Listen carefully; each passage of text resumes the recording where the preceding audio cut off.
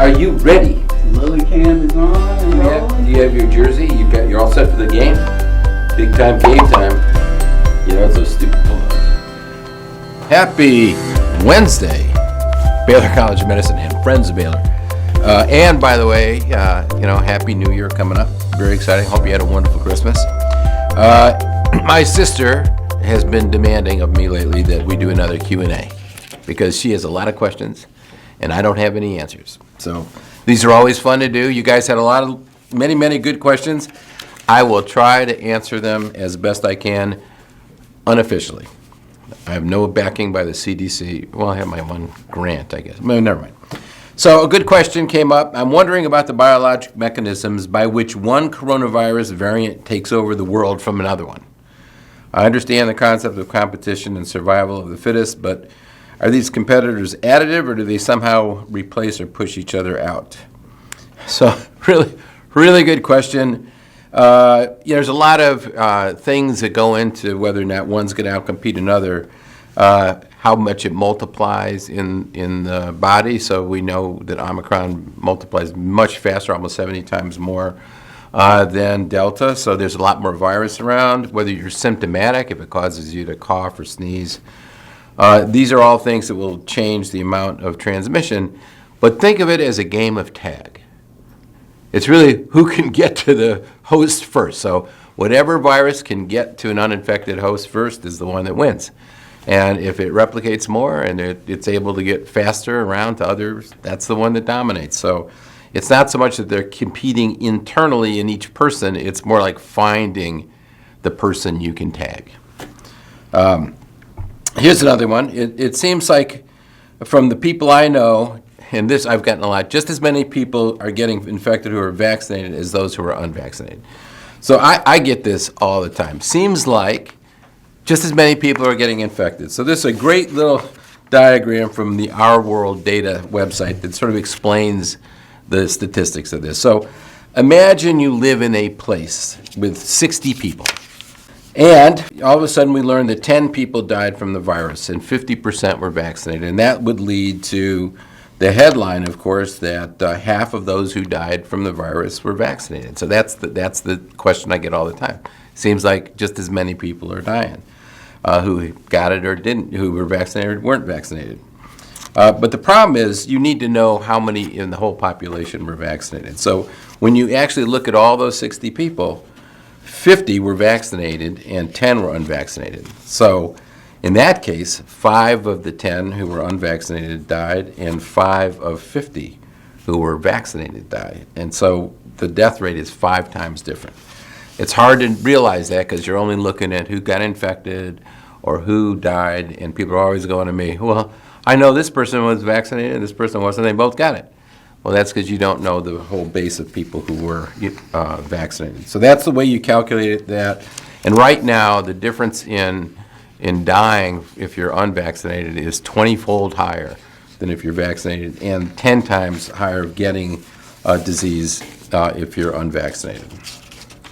Okay. Another question, a really good question. Someone was reading about vitamin D and said, I'm interested in your thoughts about augmenting folks with vitamin D because they saw this paper.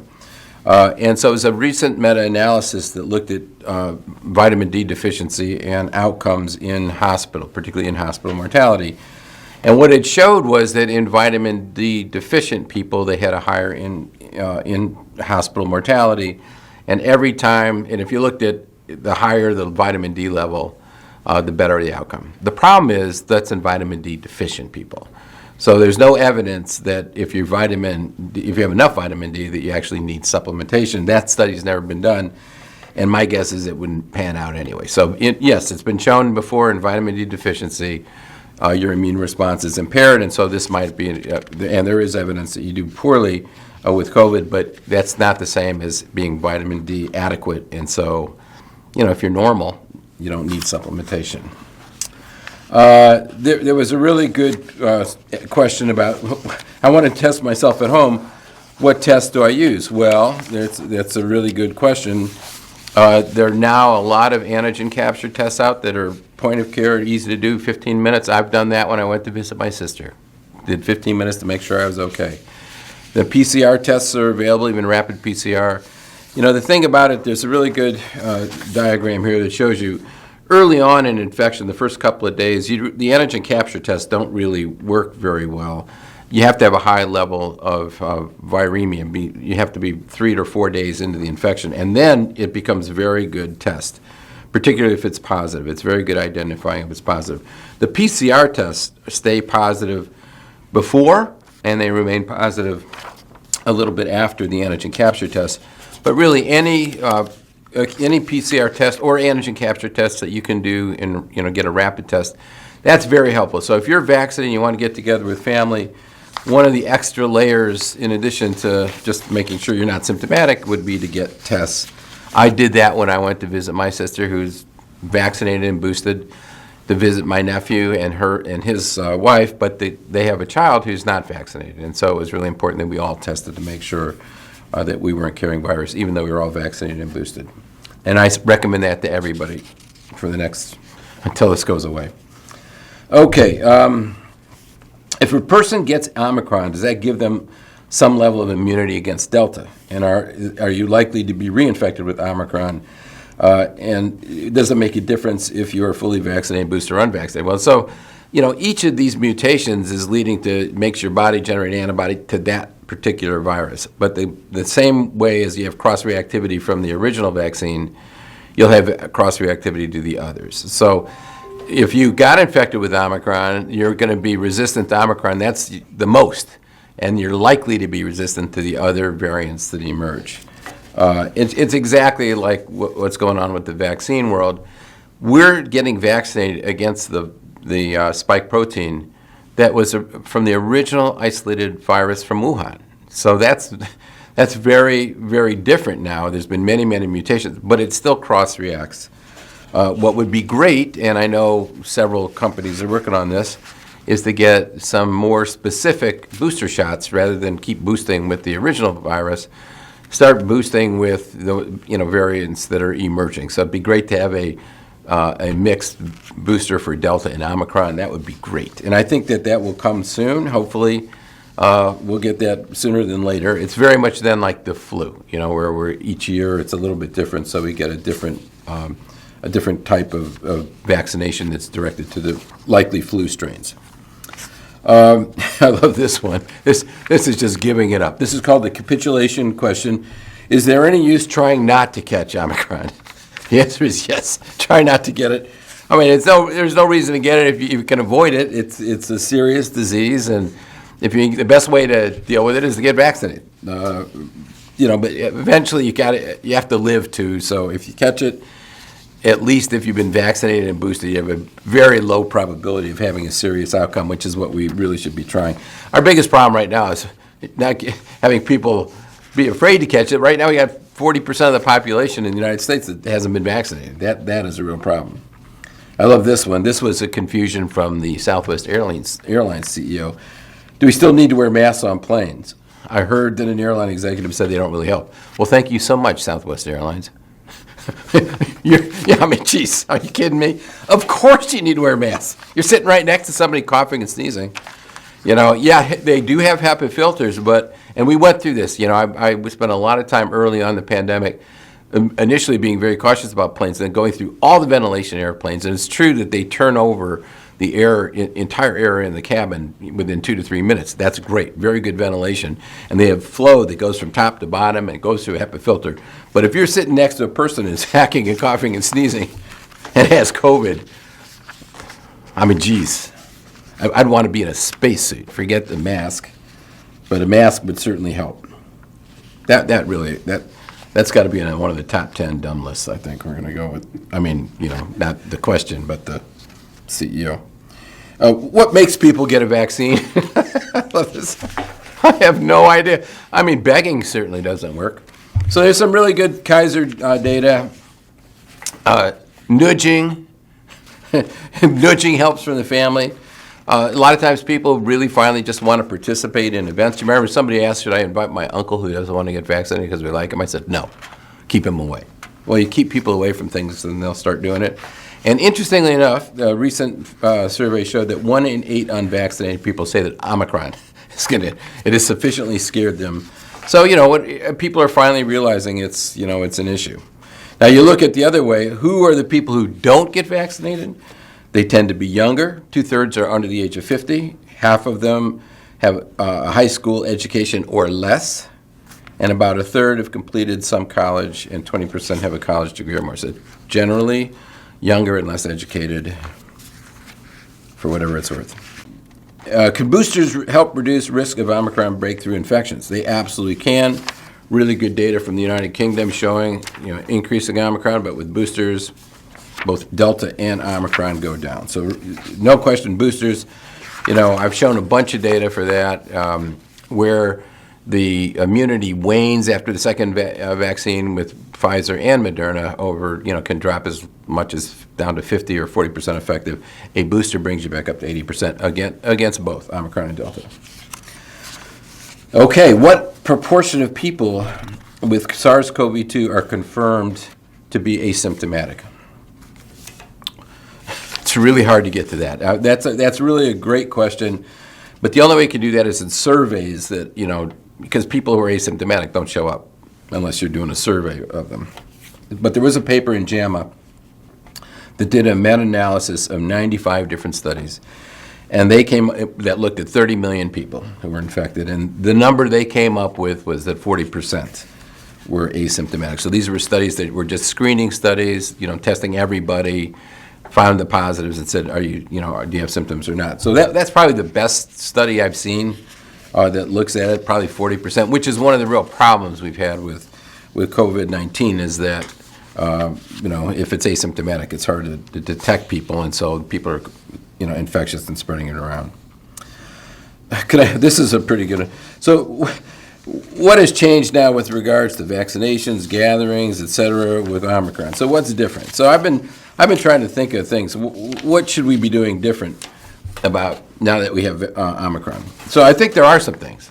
The first thing is, and we haven't done it yet, but I think when we say we're vaccinated, I think we got to start thinking of 2 vaccinations as vaccinated. I think if you've had 2 vaccinations, you're not vaccinated against Omicron. So I think somewhere along the line, the CDC or NIH or somebody ought to start thinking about calling people vaccinated with 3 shots. It's a 3-shot regimen because it's not 2 doesn't work so well.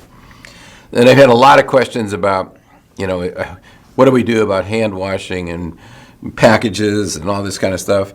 So I want to say right away that, not all strategies are equally effective. So yeah, you should wash your hands, but I think washing your delivery bags and that kind of stuff is silly. This particular disease has not been shown to be transmitted that way.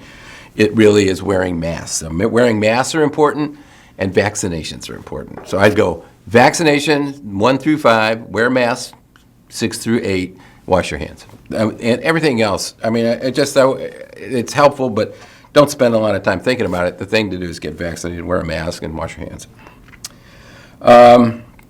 Where if all people are vaccinated, could we do away with mask mandates and distancing requirements? Yeah, that would be great, but the problem is now with the vaccinations, what do you mean by it? If everybody's been vaccinated and boosted, and you're having a group of family together, and there are going to be people who are unvaccinated, I'd do like what we did. I'd also layer on a rapid test. And the other thing we've learned about this particular disease is ventilation matters. So opening the windows when you're driving, opening the windows of a house. The most dangerous places are indoors with people that you're around that you don't know their vaccination status. That has been consistently over the last couple of years where super spreader events happen. There's no question about that. And then the other thing is people, with this whole Omicron business, put on your mask. Even if other people go like, well, if everyone's not wearing a mask, should I, put yours on. There's been real good data that shows that you can cut down about 70 to 80% of inhaled aerosol small molecules. So, yeah, a good fitting mask is useful for you. We've done this as doctors in the hospital, as healthcare professionals. We wear N95s. Well, N95 is the best, but if you don't have an N95, double air cloth, K95, any of those, those are useful in protecting you from others. So just because everyone isn't wearing a mask doesn't mean you shouldn't, And I think the other thing we've learned is we need an antiviral medication. Pfizer is being approved. That will be a game changer. We need much more testing available. That will help. And I think we're going to need to start thinking about when people turn positive, do we really need to quarantine for 10 days? I mean, I think what you need is to be quarantined until you're, 5 days no longer symptomatic, and you can test. So I think we need to start thinking how we're going to live with this virus. We can't be sending all healthcare workers, for example, with an exposure home for 10 days. That just doesn't work. What we need to do is start testing them. And of course, anyone who's symptomatic should stay home. But I think there's going to be a lot of changes. Otherwise, we're not going to be able to marshal the workforce. So one question was, which booster should I get? I got Pfizer. Should I get Moderna? I'd just get whatever you can get. I don't think it makes a difference. The doses are a little bit different. If you got Moderna, I get Moderna. If you got Pfizer and you can get Pfizer, I'd get that. But they're both equally effective. It's all very good. This is a good one. How do we move out of pandemic behaviors and into endemic, like flu season? I think that happens when the pandemic is over. So what's the difference between a pandemic and endemic? Well, endemic is, it's an infectious disease that's around in your country locally, and it's at a level, a steady level, comes and goes a little bit, but steady level. A pandemic's a global outbreak where you're having these huge spikes. We're not out of a pandemic yet, so I don't think we can begin to start behaving like it's endemic, although I'm sure it will eventually become endemic. I got a really interesting question from one of our classmates, or graduates, alums, class of 73, about another one of our alums, Bart Haynes. I mentioned a while back that he was working on a sort of comprehensive coronavirus. He wanted to know what the status of that was. Well, I called up Bart Haynes, and I said, what's the status? He said, well, now he's funded by the National Institute of Allergy and Infectious Diseases to actually start producing that virus, that vaccine, not that virus, the vaccine, and we'll start clinical trials next year. So what he found was very, very interesting. He takes the cells that make antibodies from individuals who've been infected and generates antibodies from them, and then looks at how their ability to bind to and neutralize all these different coronaviruses. And he found one person, just one, who had an antibody to a very, very small but specific domain that binds to the ACE2 receptor. And that antibody blocked a lot of different isolates, and in fact, a lot of different coronaviruses, not just these, but other types of coronaviruses. So, the opportunity for a potential pan-coronavirus vaccine was really exciting. It took the Omicron variant to show up, I think, to get the NIA, the National Institutes of Health, to really get excited about it. So it's under development now. So I will keep you appraised of that, but it's very, very exciting. And then I want to finish with my favorite question. One weird use of your videos is that my 40-year-old niece uses them to go to sleep. Not that she finds it boring, but she likes the sound of your voice, finds it soothing. So you apparently have other career options should you ever need them. So funny you should mention, my wife falls asleep in every lecture I've ever given. And I used to get really offended. I'm like, I spent a lot of time on this, and you're sound asleep. She goes, I find your voice soothing. So in case, my first marriage falls apart, I got another person who finds my voice soothing. So anyway, very exciting times. Hopefully you'll have a great New Year's. I want to give a couple of shout-outs. First and foremost, got to do a shout-out to my sister. Happy New Year. Living the COVID dream in New York City. What a mess. And I want to give a shout out to Rosie Watt, who's a dog, who's a friend of Lily's, who sent her a holiday card. And finally, a genetic counseling program got full accreditation for 8 years. Very, very exciting thing. And of course, the most exciting thing on New Year's Eve will be the Michigan Wolverines, where I went to college, going against the Georgia Bulldogs. And Lily, of course, she's all ready for the game, and she just wanted to say one thing. Do you remember we were talking about Scotty's not being very thoughtful and they're not really good at math? Well, apparently Georgia Bulldogs are, or the Bulldogs in general are not very good at vaccination. So, you have all of your vaccines. Let's hope they get all of theirs. And let's go Big Blue. When I went to Michigan, Coach Schembechler was the coach. When Coach Harbaugh was hired, he wanted to talk to Bo, and Bo said, "Coach, you have an offensive line?" He goes, "Yeah." "Are they big enough?" He goes, "Yeah." "Do you have a running back?" "Do you have a running back?" "We got a running back. That's all you need." Anyway, I can't wait to see you in the new year. Have a happy new year, a healthy new year, and I can't wait to see you in 2022.